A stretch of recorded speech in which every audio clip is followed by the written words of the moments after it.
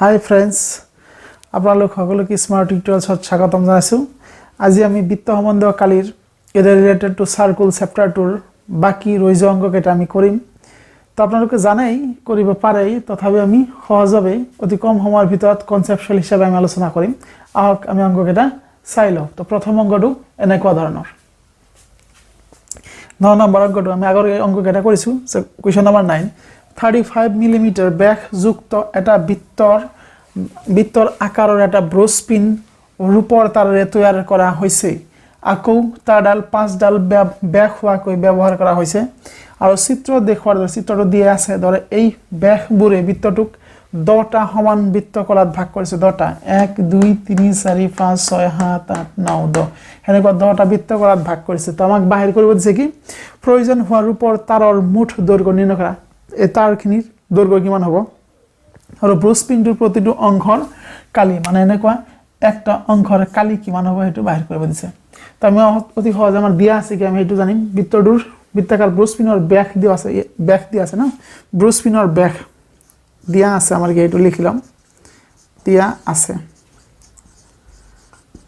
ব্ৰছপিনৰ ব্যাস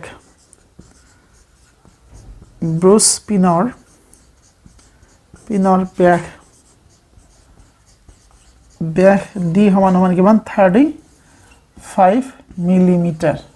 okay, তো ব্ৰছপিনৰ ব্যাসাৰ্ধ কিমান হ'ব? ব্যাসাৰ্ধটো আমি বাহিৰ কৰি লৈছোঁ একেলগে। ব্যাসাৰ্ধ r সমান কিমান হ'ব? d/2 অৰ্থাৎ 35/2 মিলিমিটাৰ। এতিয়া আমাৰ লাগে কি ব্ৰছপিনৰ দৈৰ্ঘ্য। তাই ব্ৰছপিনৰ মুঠ দৈৰ্ঘ্য কি হ'ব? এতিয়া নাম্বাৰ 1 ব্ৰছপিনৰ মুঠ দৈৰ্ঘ্য বা ৰূপৰ তাৰৰ মুঠ দৈৰ্ঘ্য। ৰূপৰ তাৰৰ মুঠ দৈৰ্ঘ্য হ'ব মানে কি বৃত্তৰ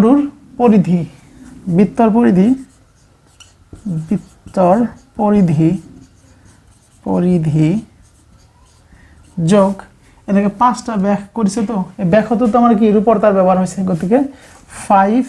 ইনটু বৃত্তৰ ব্যাসৰ দৈৰ্ঘ্য আমি সূত্ৰটো বহাই দিওঁ। বৃত্তৰ পৰিধিৰ সূত্র কি 2 পাই r প্লাস 5 ইনটু ব্যাস মানে হল টি বহাই দিলে হল 2 পাইৰ মান কিমান 22/7 ইনটু r এৰ মান আছে আমাৰ কিমান 35 বাই আমাৰ কি হৈ যাব 2 প্লাস 5 ইনটু ব্যাসটো অলরেডি আমার কিমান দিয়া আছে 35 এ দিয়া আছে। তো আমার কি হয়ে যাবে ফেলে এটু দিয়ে যদি কাটা যায় 2 আর 2 ক্যান্সেল, এটু দিয়ে কাটিলে 5 বার যাব। তো 5 22 গুণ 110 যোগ হব 5 গুণ 25 और 5 হাতত হল 2 5 3 গুণ 15 2 17 17 175 আর হল 110 তো 285 মিলিমিটার। তো মোট তার দৈর্ঘ্য হবে কিমান 285 মিলিমিটার। একটু মিলিমিটার যদি সেন্টিমিটার নেওয়া হয় তাহলে 11 পিছত 10 গল 11 পিছত দিলে হল হেনেকুৱা যেনক আমাৰ হৈ গল। এতিয়া ৰূপৰ তাৰ মোট দৈৰ্ঘ্য 2 নম্বৰ কৈছে কি আমাৰ ব্ৰছপিনটোৰ প্ৰতিটো বৃত্তকলাৰ কালি এনেকুৱা এটা বৃত্তকলা যেহেতু গোটেই বৃত্তটো কেইটা ভাগত ভাগ কৰিছে 10টা ভাগত ভাগ কৰিছে। তো প্ৰতিটো বৃত্তকলাৰ কালি কি হ'ব 2 নম্বৰ প্ৰতিটো বৃত্তকলাৰ কালি ব্ৰছপিনটোৰ প্ৰতিটো লিখলে হল ব্ৰছপিনটোৰ প্ৰতিটো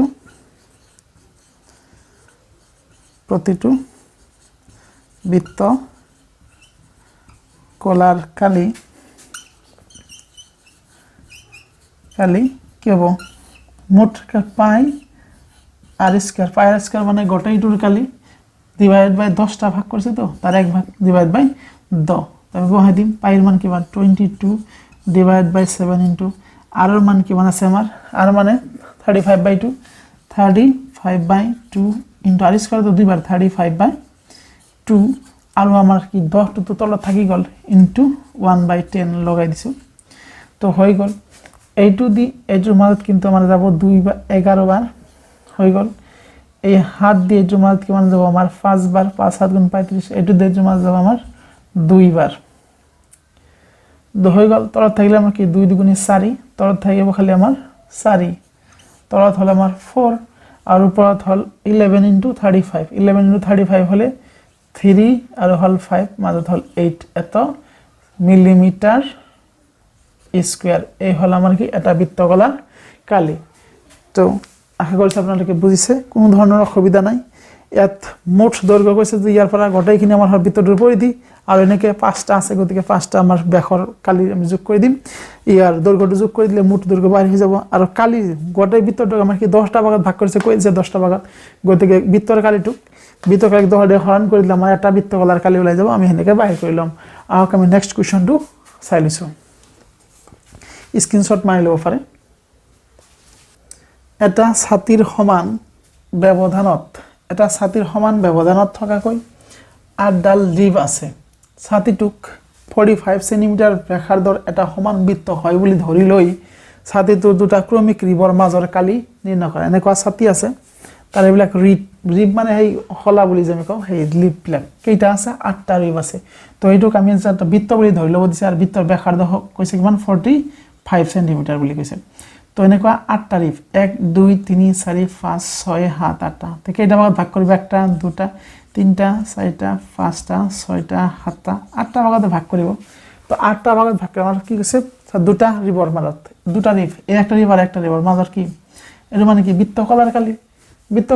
কালি বাই কৰি দিলে আমাৰ হৈ গল এনসাৰটো তো আমাৰ লিখিব লাগিব দিয়া আছে কি আমাৰ ৰিবৰ দৈৰ্ঘ্য দিয়া আছে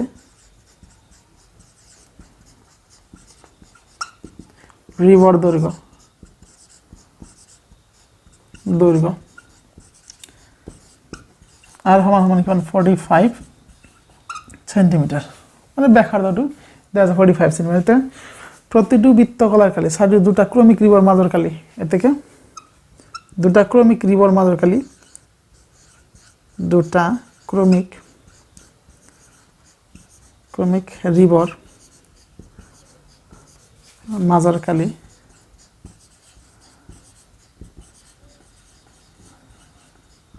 এটা 8 ভাগৰ 1 ভাগ তো 1/8 ইনটু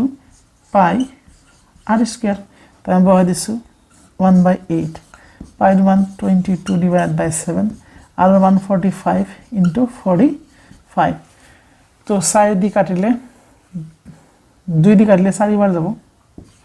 আর 2 দি কাটলে 11 বার যাব তো তলত হল 7 4 28 28 আর উপৰত হল 45 into 45 তো 25 আৰু 4 5 গুণ 20 ইমান হৈ যাব এটো 11 দি পূৰণ কৰিব লাগিছে 11 বিন্দু পূৰণ কৰিলে তো 2502 তো आंसर আহি গেল আমাৰ কিমান 5 7 আৰু আমাৰ 0 2 হ'ব 2 এই হল আমাৰ 2 আৰু হল আমাৰ কি হৈ যাব আমাৰ 2 অৰ্থাৎ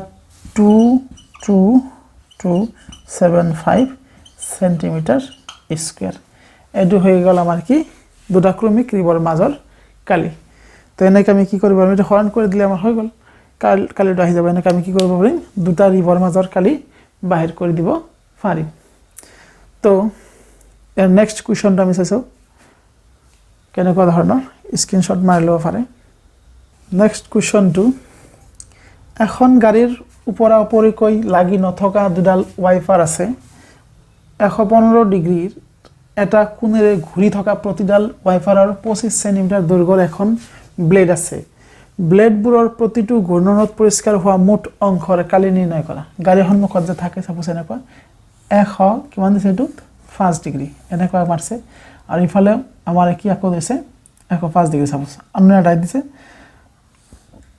ইয়াৰ পৰা এনেকুৱা 105 ডিগ্ৰী তো এইখিনি অংশৰ কালি ইয়াৰ অংশৰ কালি মুঠ কালি কিমান পৰিষ্কাৰ কৰিব এটা আমাৰ দেখিব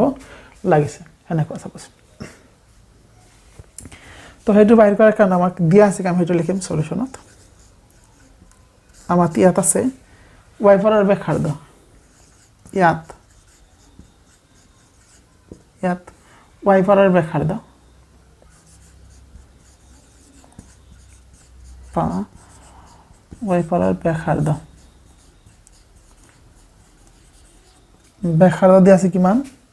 25 সেন্টিমিটার 25 সেন্টিমিটার r সমান সমান 25 সেন্টিমিটার কেন্দ্র উৎপন্ন করা কোণ কেন্দ্রত উৎপন্ন করা কোণ থিটা সমান সমান কিমান 115 ডিগ্রি এটা মানে দুইখন ওয়াইফারে পরিষ্কার করা অঙ্কর কালি এতিয়া দুইখন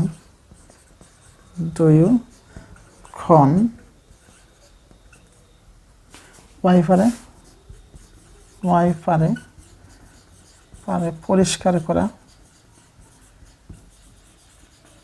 পরিষ্কার করা অংশর খালি তো এটার কারণে জীবন হবো তার ডাবল দুইটা এটা মানে কি একটা বৃত্তকলার কালি কি আছে থিটা ডিভাইড বাই 360 ইনটু পাই আর স্কয়ার এটা আছে একটার কারণে কিন্তু আমি একবার দুইবার করছি তো দুই ডিফারেন্ট করব 2 ইনটু ইমান বুঝাতে সুবিধা একটার হল 36 থিটা ডিভাইড বাই 360 ইনটু পাই আর স্কয়ার এটা আমার কেটা লাগিছে দুটার কারণে দুই ডিফারেন্ট করে দিয়েছি আমি এরপর করেছি 2 ইনটু থিটা মানে হল 115 নেওয়ার বাই 360 ইনটু পাই মান 22 ডিভাইড বাই 7 ইনটু আর মান হল 25 ইনটু 25 এতিয়া 5 দি কাটলে 5 2 গুণি 10 থাকিলে আমার 1 15 5 3 গুণ 15 5 দি কাটলে 5 7 গুণ 35 5 2 গুণ 10 এতে এটো দি এটার মাজত কাটাকাটি না যায় এতিয়া আর আমার একু করিব নোৱাৰি এটা 2 দি কিন্তু কাটিব পারি এটা 2 দি কাটলে কিমান বার যাব আমার 2 দি 3 বার 6 বার 2 দি কাটলে তো আমার 11 বার যাব 36 এটা আর কাটিব নোৱাৰি এই 2 দি এটার মাজত 18 বার যাব 18 দি আর কাটিব পারি নাকি 18 দি আর নোৱাৰি তো তলত থাকিব 18 আৰ হল 17 18 আৰ 7 তলত হল 18 ইনটু 7 থাকি গল আৰ উপৰত হল 23 ইনটু 11 আর হল 25 ইনটু 25 তেতিয়াহলে কিমান হয় আমি চাই লৈছো 23 ইনটু 11 মানে 253 হ'ব না 23 ইনটু 11 হলে 253 আর হল 625 এটা পূরণ করে দিলে কিমান হ'ব 5 3 গুণ 15 আর 5 হাতত হল 1 5 5 গুণ 25 26 6 হাতত হল 2 5 2 গুণ 10 2 12 2 3 গুণ 6 5 2 গুণ 10 0 2 2 গুণ 4 1 5 6 3 গুণ 18 হাতত হল 1 5 6 গুণ 30 1 31 হাতত হল 3 6 2 গুণ 12 1 13 তাহলে আমার কি থাকিল 5 6 গুণ 12 থাকিলে আমার কত তত থাকবে কিমান আমার আহি যাব তো 11 6 7 1 8 3 1 তো 1381 138 তো এটুকু আমি করি বলেছি হাতে দিয়ে 8 গুণ 56 6 তারপর হাতের 1 গুণ হাত আর 5 12 1388125 এটুকু যদি আমি হরণ করব তাহলে আমি কিমান পাই যাম হরণ করলে পাই যাম আমি 1254.96 সেন্টিমিটার স্কয়ার হরণটা আপনাদেরকে করে নেব 125.96 সেন্টিমিটার স্কয়ার তো এইটুক দিয়ে আমি এটা হরণ করলে এখানে পাই যাব হরণটু করে নেব পারে আপনাদেরকে তো আমি তিনটা গণিত কৰিলো বাকি থকা গণিতকেইটা আমি নেক্সট ক্লাছত আলোচনা কৰিম গোটেই ক্লাছ মোৰ লগত থকাৰ বাবে আপোনালোক সকলোকে ধন্যবাদ জনাইছো আৰু মোৰ ভিডিওটো ভাল লাগিলে বেছি বেছি শেয়াৰ কৰিব লাইক আৰু কমেন্ট কৰিবলৈ নাপাহৰিব এতিয়া কথা পিছৰ ক্লাছত আমি এই চেপ্টাৰটো সম্পূৰ্ণ কৰিম আপোনালোকে মোৰ লগত থাকিব হেয়া খাৰে আজিৰ ভিডিও ইমান এটা সামৰিছো আপোনালোকৰ দিনটো শুভ হওক ধন্যবাদ